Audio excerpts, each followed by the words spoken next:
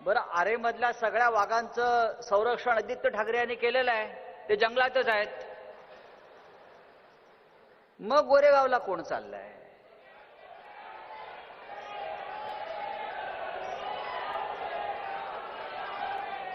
मग हे आपले सगळे चॅनलवाले माझ्याकडे आले आणि म्हटलं, साहेब हे असं असं आहे, वाघ निघाले गोरेगावला. बोले त्यांना निरोप द्या, जरा मराठी भाषा आपली सुधारली पाहिजे. वाघाचं कातड पांघरून लांडगे निघाले गोरेगावला.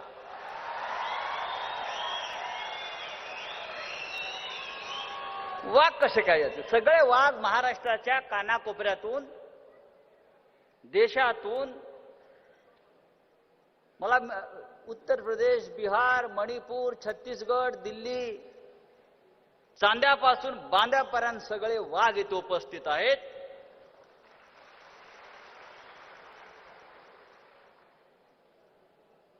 दुसरी एक गंमत त्या होर्डिंगवरती आहे.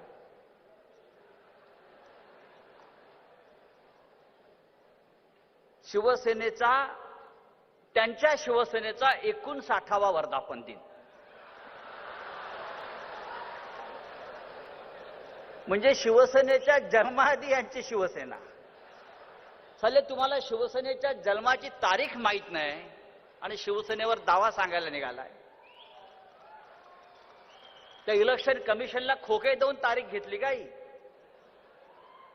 असो, सकाळपासून इथं उत्तम मार्गदर्शन सुरू आहे. अंबादास दानवे बोलले, आपले छान शेतकऱ्यांचे प्रश्न त्यांनी मांडले.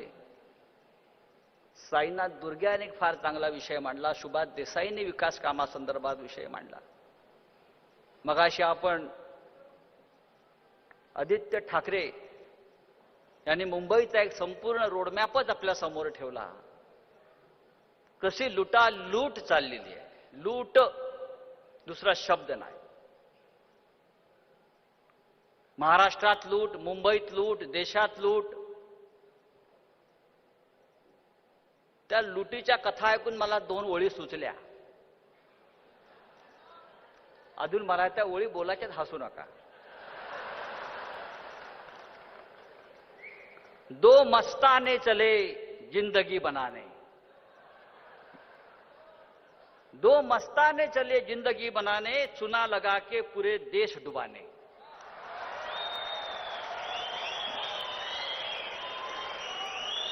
बरं, हे 2 मस्तानी दिल्लीत आहेत, तसे महाराष्ट्रात सुद्धा आहेत. लुटतायत, डुबवतायत महाराष्ट्र, मुंबई. कशी लूट आहे? गेल्या 2 दिवसापासून आपण वृत्तपत्रामध्ये एक बातमी वाचतो आहोत की नाशिक, बँगलोर आणि देवास हे मध्य प्रदेशमध्ये आहे. इथे नोटा छापण्याचे कारखाने आहेत आपल्या सरकारचे, करन्सी नोट. तिथून 88,000 कोटी रुपयाच्या नोटा या बेपत्ता झाल्या. 88,000 कोटी, लक्षात घ्या. छापलेल्या नोटांचे ट्रक गायब झाले. आता हे ट्रक गेले कुठे?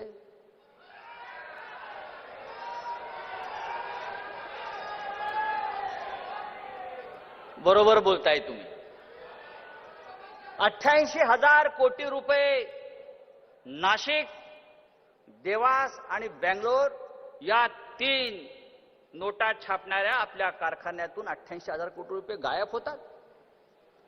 मग मी असं म्हणतो, आमच्या महाराष्ट्रात हा जो खेळ झाला त्यासाठी ते पैसे वापरले नाहीत ना.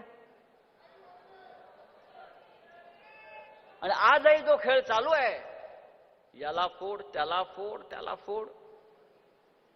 सकाळी मला कोणतरी म्हटलं की आपल्याकडल्या एक बाई गेल्या.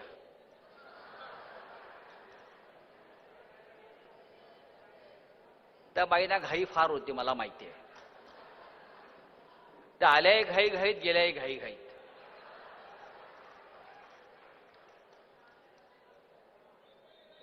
पण हे राज्यव्यापी शिबिर, ही खरी शिवसेना आहे. ही शिवसेना पुन्हा एकदा या महाराष्ट्राला आणि शिवसेनेला जी आपली मशाल आहे धगधगती, त्या मशालीचं तेज प्राप्त करून दिल्याशिवाय राहणार नाही. आणि मुख्य म्हणजे हे महाराष्ट्राच्या राजधानीमध्येही पेटलेली मशाल आहे, लक्षात घ्या. मुंबईमध्येही पेटलेली मशाल आहे. शिवसेना एकच. डुप्लिकेट माल खूप असतो, पण शिवसेना एकच. कालच मला कोणतरी विचारलं, मी बोललो बघा जत्रेमध्ये तंबू असतात खूप, डुप्लिकेट चंद्र असतो, डुप्लिकेट सूर्य असतो, मर्सिडीज गाडी असते, त्याच्यावर बसून लोक फोटो काढतात आणि मग दाखवतात. चंद्रावरचा फोटो, सूर्यावरचा फोटो, मर्सिडीज गाडीतला फोटो. तसे हे सगळे जत्रेतले सूर्य चंद्र आहेत. त्यांच्याबरोबर लोक आता फोटो काढतील, पैसे घेतील. पण खरं जे आहे हे बोगस बियाणं नाहीये. अंबादास दानवे, आपण सकाळी बोगस बियाणांचा विषय मांडला. हे बाळासाहेब ठाकरेंनी टाकलेल्या असली बियाण्याचं हे पीक आहे. हे अब्दुल सत्तारचं बियाणं नाहीये. हे हिंदू हृदय सम्राट शिवसेना प्रमुख बाळासाहेब ठाकरे यांनी जे महाराष्ट्रात पेरलंय त्यातून उगवलेल्या या ठिणग्या आहेत. हे लक्षात घ्या. हे बोगस बियाणं नाहीये. मगाशी आदित्य ठाकरे यांनी फादर्स डेचा उल्लेख केला. आज फादर्स डे आहे. आमचा बाप, या महाराष्ट्राचा बाप, या हिंदुत्वाचा बाप उद्धवजी ठाकरे आपले वडील आहेत, आदित्यचे आजोबा आहेत. पण आमच्याही सगळ्यांचे ते त्याच नात्यानं आमचे बाप आहेत. आणि हा बापाचा बाप जोपर्यंत आमच्या पाठीशी आहे तोपर्यंत आमची शिवसेना कोणाला चोरता येणार नाही, लक्षात घ्या. अजिबात नाही.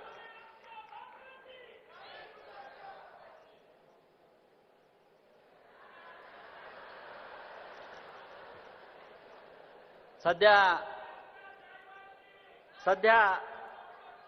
दिल्लीतून बरेच मोठे मोठे नेते मुंबईत येत आहेत. अमित शहा येत आहेत, JP नड्डा येत आहेत आणि एकच म्हणतायत, मुंबई का कब्जा लेंगे. अरे तुझ्या बापाचं आहे का मुंबई का कब्जा लेंगे? हा, काय ते सैन्य घुसवणारात मुंबईचा कब्जा घेण्यासाठी? हिम्मत असेल तर निवडणुका घ्या. आहे हिम्मत? मुंबईसह 14 महानगरपालिकेच्या निवडणुका घेऊन दाखवा आणि मग मुंबईचा कब्जा घेण्याच्या बाता मारा. नाही आसमान दाखवलं, नाही छाताडावर पाय रोवून भगवा झेंडा शिवसेनेचा फडकवला तर बाळासाहेब ठाकरेंचं नाव सांगणार नाही. ही महाराष्ट्राची राजधानी आज महापौरांशिवाय आहे. मुंबईला महापौर नाहीये, पुण्याला महापौर नाहीये, ठाण्याला महापौर नाहीये, नागपूरला महापौर नाहीये. महापौर हे शहराचं कुंकू असतं. महापौर हे त्या शहराचं कुंकू असतं. तुम्ही आमचं कुंकू पुसलेलं आहे. या शहराला भेसूर आणि विद्रूप केलेलं आहे. या मुंबईला जर महापौर नसेल तर या मुंबईला शोभा नाही, कुंकवाशिवाय शोभा नाही.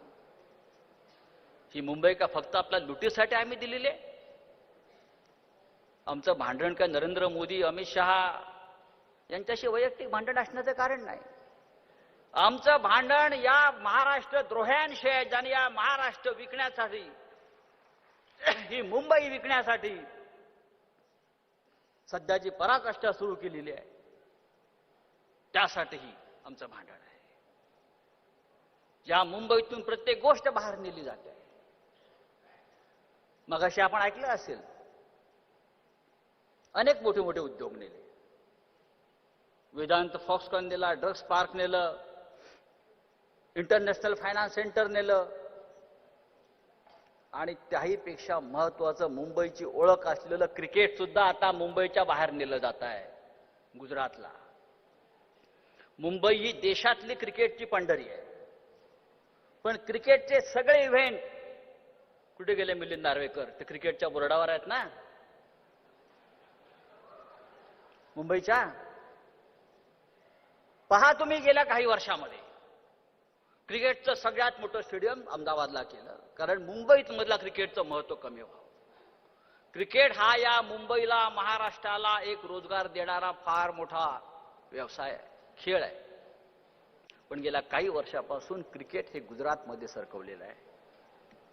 परवा एक वादळ आलं बिपरजॉय नावाचं.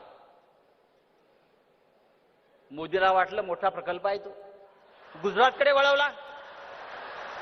त्याला आधी वाटलं की मोठा प्रकल्प.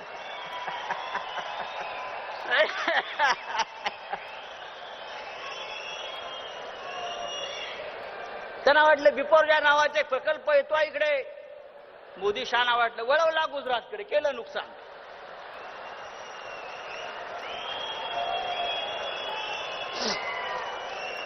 तर मित्रांनो,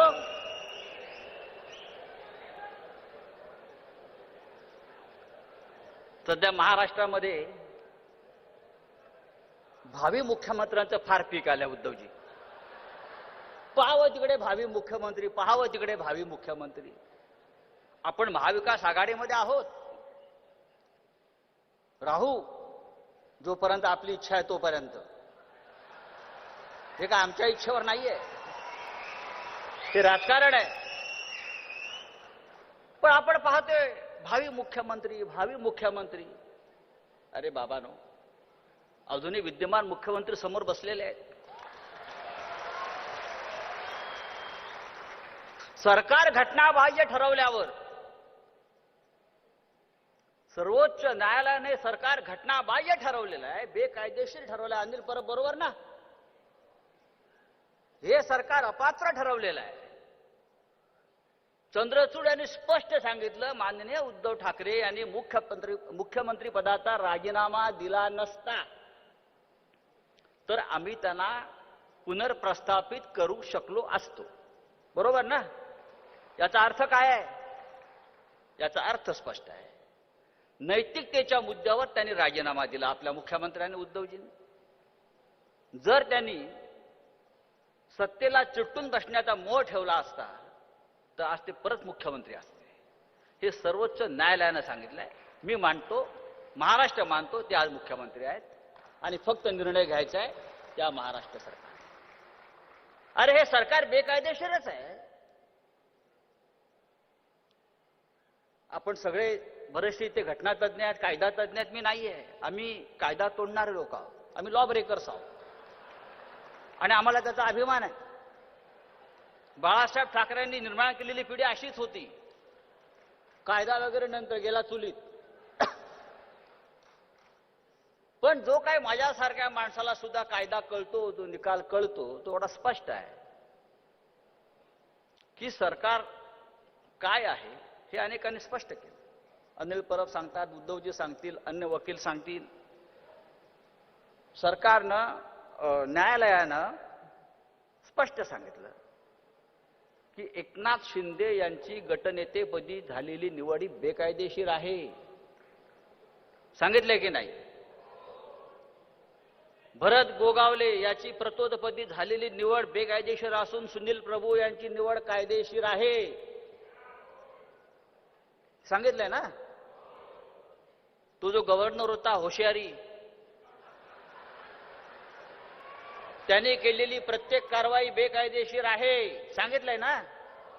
मग कायदेशीर काय? सगळं बेकायदेशीर, मग कायदेशीर काय? फक्त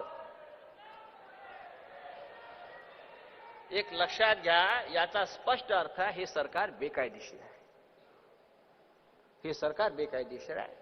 आणि या सगळ्या 400-500 पानाचा जो निकालपत्र आहे ते एका ओळीमध्ये मी तुम्हाला सांगतो. एका ओळीत सांगायचं तर सर्वोच्च न्यायालयाने सरकार डिसमिस केलेलं आहे. फक्त त्याच्यावरती सही करण्यासाठी ते महाराष्ट्राच्या विधानसभेच्या अध्यक्षाकडे आले, कारण त्यांना तो अधिकार नाही. म्हणजे एखादं न्यायालय, सर्वोच्च न्यायालय एखाद्या खुन्याला, बलात्काराला फाशीची शिक्षा सुनावतं. फाशी, मरेपर्यंत फाशी. पण न्यायालय त्याला फाशी देत नाही, त्यासाठी जल्लाद लागतो.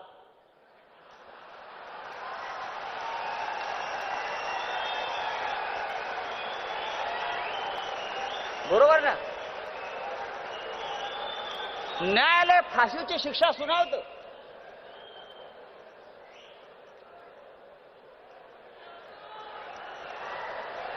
फाशी. या सरकारला फाशी दिलेला आहे आणि त्यानंतर ती बॉडी जी आहे ही महाराष्ट्राच्या विधानसभेत पाठवली असून आता त्याला फाशी द्यायचं काम जे आहे हे विधानसभा अध्यक्षांनी तात्काळ द्यायचं आहे आणि त्यासाठी त्यांना 90 दिवसाची मुदत आहे. त्यातले 40 दिवस गेलेले आहेत आणि पुढल्या 50 दिवसामध्ये आपल्याला या सरकारला श्रद्धांजली व्हायची आहे. फाशी दिली आणि मग आपल्याला एक नवीन सरकार इथे निर्माण करायचं आहे. या राज्याच्या जनतेला आपल्याला चांगले दिवस दाखवायचे आहेत आणि एक आपल्याला संकल्प केला पाहिजे. लोक असं म्हणतात संजय राऊत जरा अतिरेकी बोलतात. मी त्या दिवशी म्हणालो की आम्ही आमचे 19 खासदार परत निवडून आणू. हे का अतिरेकी आहे का? अरे महाराष्ट्रामध्ये आमचे 18 खासदार आहेत. खासदार म्हणतो मी आपले जिंकून आलेले आणि एक आमचे दादरा नगर हवेलीचे देलकर बसले, तिथे अभिनव बसला इथे. हे का अभिनव? 19 खासदार आम्ही जिंकून आणले आहेत, आम्हाला 19 खासदार परत जिंकून आणू. हे का अतिरेकी आहे? आम्ही आणणार.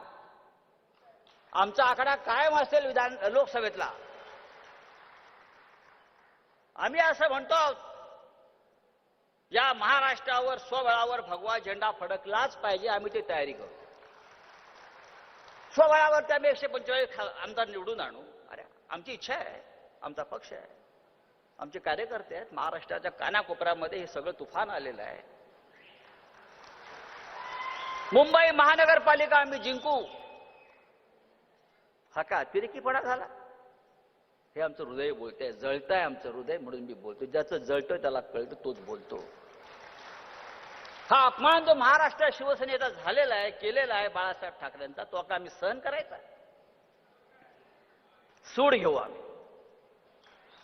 या सुडातून महाभारत झालं, त्या सुडातून रामायण झालं, त्या सुडातून या महाराष्ट्रात दुसरं एक महाभारत निर्माण केल्याशिवाय आम्ही राहणार नाही. आणि जर आम्हाला सूड घेता येत नसेल तर मर्द मावळ्याचं मराठ्यांचं नाव घ्यायचा आम्हाला अधिकार नाही, अजिबात नाही. मला तर झोप येत नाही, मी अस्वस्थ असतो. मी तुरुंगात गेलो, मी जेलमध्ये गेलो, मी सगळे काही सहन केलाय. इथे आमचे अनेक सहकारी बसलेत, प्रत्येकाला इथे त्रास झालेला आहे. पण या राज्यामध्ये परत आपली सत्ता येईल, या देशामध्ये सत्ता येईल आणि ज्यांनी ज्यांनी आमच्याशी हे सुडाने जे वागलेत, तो छळ केलाय, त्या प्रत्येकाची व्याजासह परतफेड केल्याशिवाय राहणार नाही, हा आमचा निश्चय आहे. अरे काय ईडी आणि काय सीबीआयच्या भीती आम्हाला दाखवताय? आम्ही गेलो त्यातून, तावून सुलाखून निघालो. पोलाद जसं काही क्षण अग्नीच्या भट्टीतून बाहेर येऊन त्याचं सोनं निर्माण होतं, तसे आम्ही अनेकदा भट्टीतून बाहेर पडून, आगीतून तावून सुलाखून बाहेर पडलेलो आहोत.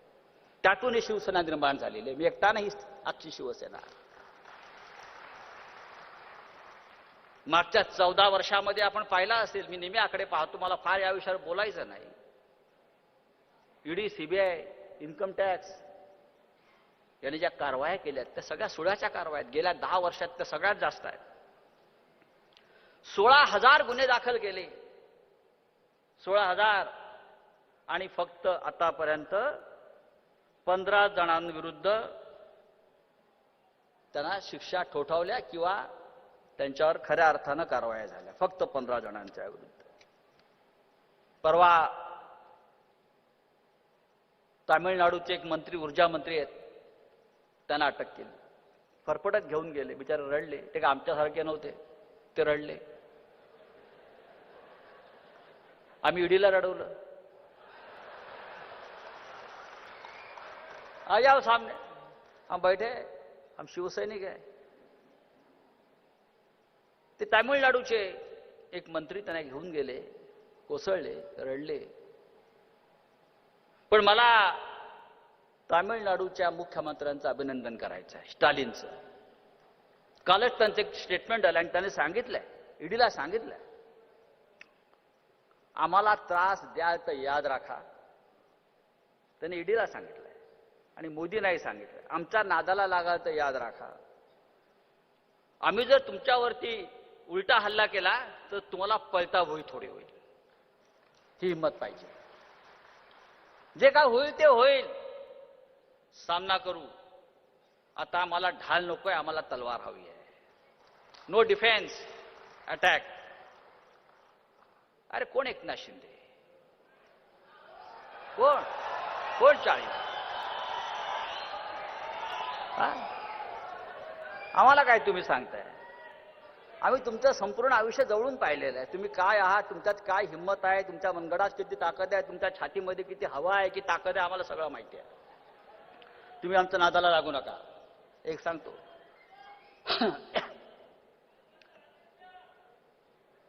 आता आपल्याला उद्धवजींचं मार्गदर्शन ऐकायचं आहे. शांत राहा.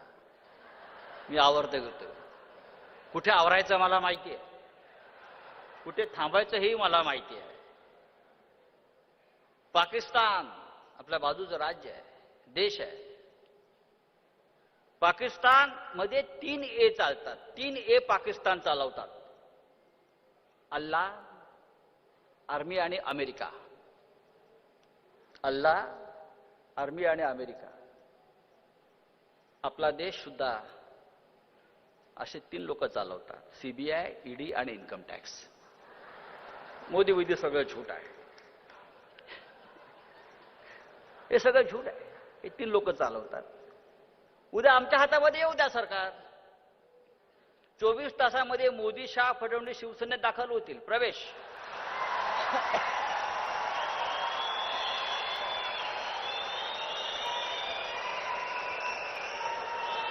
होतील का नाही?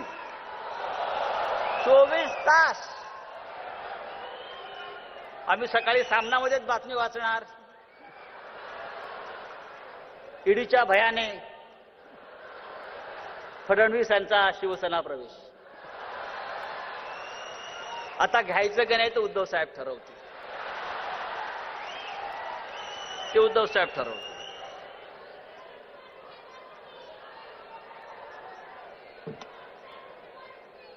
तेव्हा आज मी आपल्याला इतकंच सांगतो, हे आजचं शिबिर जे आहे हे आपल्याला एक नवी दिशा देणार आहे.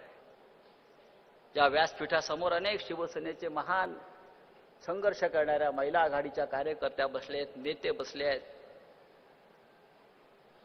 प्रत्येकानं या पक्षासाठी, या संघटनेसाठी आपला प्राण ओतलेला आहे. आणि या शिवसेनेनं प्रत्येकाला कधी ना कधी काही ना काहीतरी दिलेलं आहे. ही कृतज्ञता आपण ठेवली पाहिजे. मी नेहमी सांगतो, जर बाळासाहेब ठाकरे नसते, शिवसेना नसती, तर संजय राऊत कुठे असता? आज जी राष्ट्रीय स्तरावरती आमची ओळख आहे, ही भीती आहे, ही फक्त शिवसेना या 4 अक्षरामुळे आहे. डुप्लिकेट शिवसेनेमुळे नाही आदित्य, खऱ्या शिवसेनेमुळे, या सगळ्यांमुळे. तेव्हा मी इतकंच सांगेन, शेवटी एक शिवसैनिक म्हणून सांगेन, एक तुमच्यातले शिवसैनिक म्हणून सांगेन, हे मोदी, शहा, फडणवीस, शिंदे हे सगळं झूट आहे, लूट आहे. दुर्लक्ष करा. आपण एका युद्धामध्ये उतरलेलो आहोत आणि युद्धामध्ये आपण नेहमी छातीवर वार झेलणारे शिवसैनिक आहोत. चल रहा तेरा युद्ध हो, वक्त तेरे विरुद्ध हो. चल रहा तेरा युद्ध हो, वक्त तेरे विरुद्ध हो, फिर भी युद्ध तुझे लड़ना है. फिर भी युद्ध तुझे लड़ना है, क्योंकि तू एक योद्धा है.